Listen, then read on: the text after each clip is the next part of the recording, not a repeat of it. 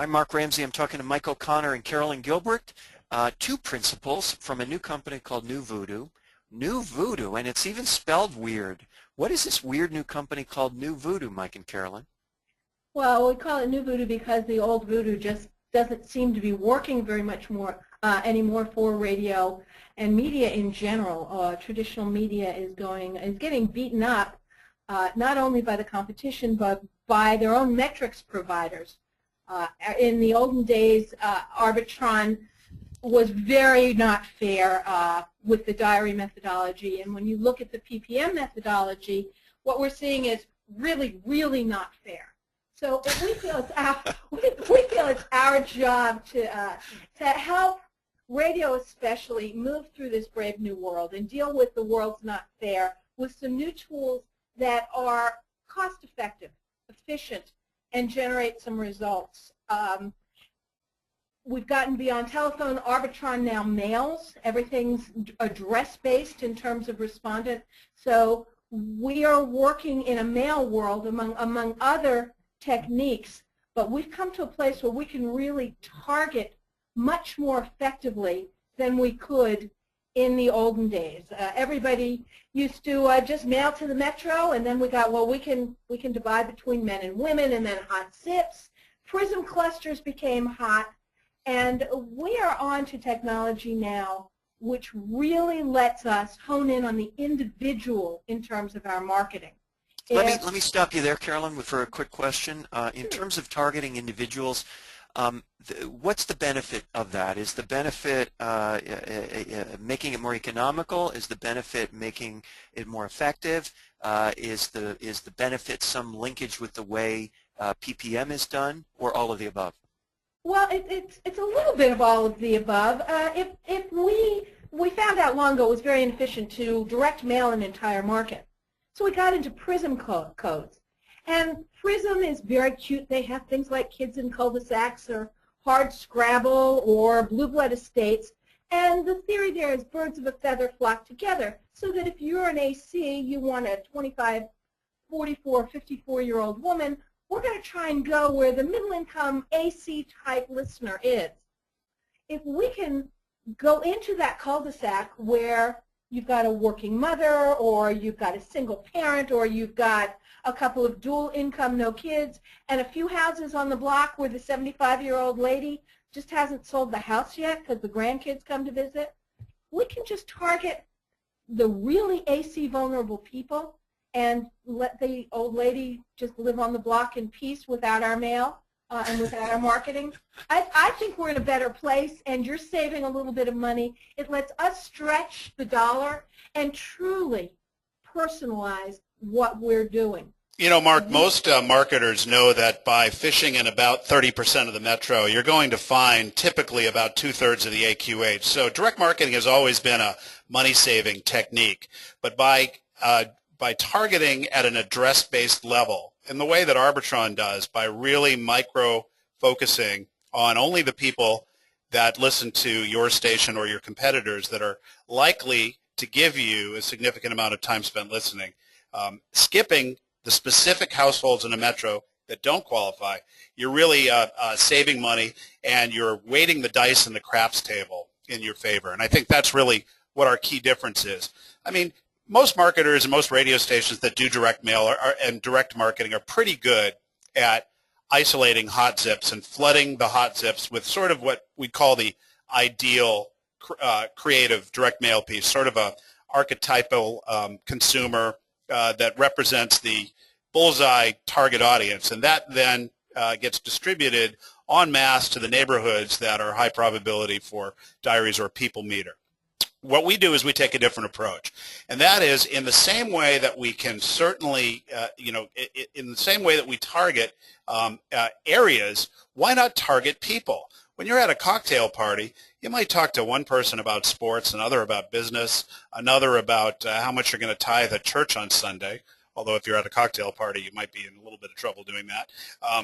And so it is about sending different direct marketing messages to different people. And I'll give you just one example here, or a couple if you want. Let's take an AC pay your bills promotion.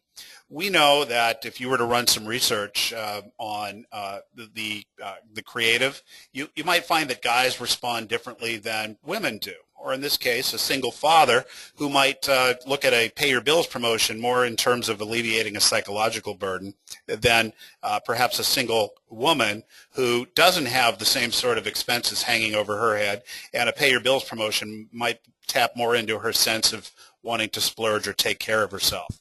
So, and as Carolyn said, not spending money on people that aren't qualified to deliver ratings that you can convert into currency is another big part of what we do.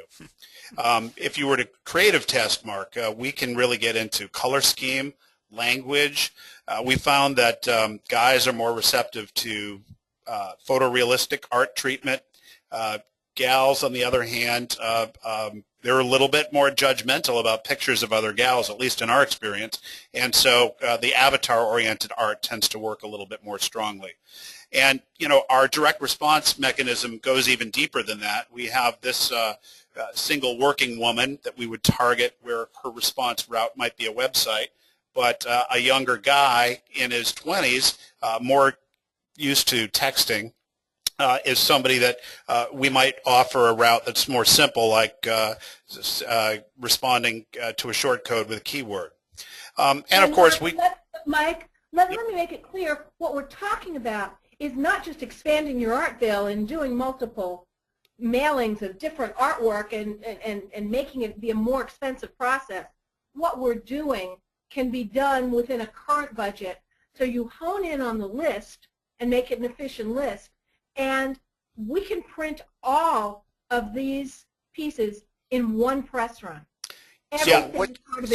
So just to clarify, what you're saying is that we're not looking at different examples here to show lots of different examples. These all conceivably could be from one radio station who understands much more about the individuals in its target audience, and each one of these postcards goes to a different individual from that one station with a different message, recognizing that different individual has different characteristics, different hot buttons, a different name, different everything. So what you're doing is, and again, correct me if I'm wrong, but you're carrying the message about this station to people the way the people want, not the way the radio station wants. Yeah, that's right. In fact, there is no additional cost to run variable creative, and we're not talking about just personalization, artwork, color scheme, and all of that. As long as we're running it all at the same time, we can vary all of those elements. And, you know, I guess the final point I'd make about that is we're really not even limited to the archetypes that are in our consumer database. Literally, if a client has information at an individual level, let's suppose a station's got a database and they've captured their, you know, each member's top 3 artists. We can literally skin the cover of a direct mail piece with the 3 artists that the individual named as their favorite in radio station research or marketing. So for any given station, how many different pieces are likely to be put in the mail?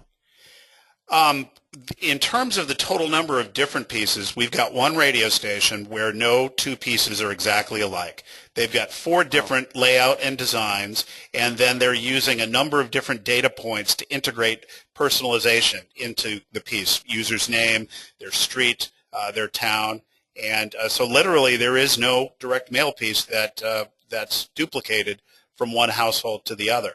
Interesting. Now, does this, in terms of the cost, is this relative to what people are accustomed to paying for direct mail similar, more or less? You know, probably a little bit less because of our targeting. However, in an apples-to-apples comparison, provided we're running the presses all at the same time and we're not doing different mailings, the cost is identical to what somebody else would charge you for a 4-color direct mail piece that was blanketed a particular universe. And Mark, the final way we get the cost down is obviously digital outreach is more cost effective. It's so cost effective some people view it as spam, which is why we're careful about our use of it. But when you combine old-fashioned techniques that marry up well with Arbitron with digital outreach, your cost per relevant impression is really about as low as it's ever been. And that's not thanks to us. That's really thanks to the digital age. So you're saying you build in all these other touch points to communicate with the recipients of this direct mail. So it's not purely a mail approach, it's a cross-platform approach. That's correct. We can send targeted direct email that is connected by gender, by age, by specific zip code. We also have the ability to send email to businesses of specific sizes, and also we have a Facebook app that serves as a multiplier effect so that you can activate your most active consumers into enrolling friends and family into campaigns. And those are all tools that, whether radio stations work with us or not, they should be using to maximize their dollar invested in marketing for Arbitron results. Absolutely. And these are the coordinates for anybody who wants more information. The company is NuVoodoo. The folks are Carolyn Gilbert and Mike O'Connor. Thank you, guys. Thank you, Mark.